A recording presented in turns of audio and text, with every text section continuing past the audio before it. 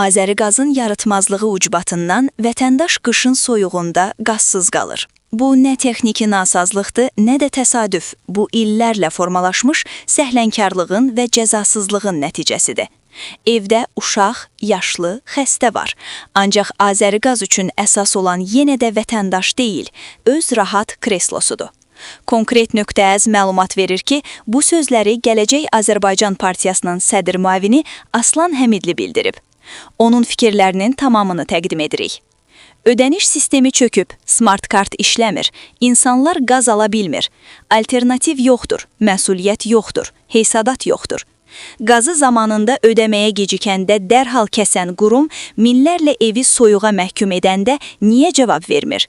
Bu artıq xidmət problemi deyil, insanlara qarşı açıq hörmətsizlikdir. Qışın ortasında qazsız ev, bu sosial cinayətdir. Adını smart qoyduğunuz sistem əslində iflic, çürük və insan taleyinə biganə bir mexanizmdir.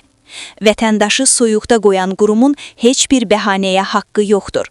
Bu qədər səriştəsizliklə idarə olunan bir struktur ya tam yenilənməlidir, ya da cavab verməlidir. Çünki qaz lüks deyil, yaşamaqdır. Susmaq olmaz. Bu səhlənkarlıq hesabsız qalmamalıdır.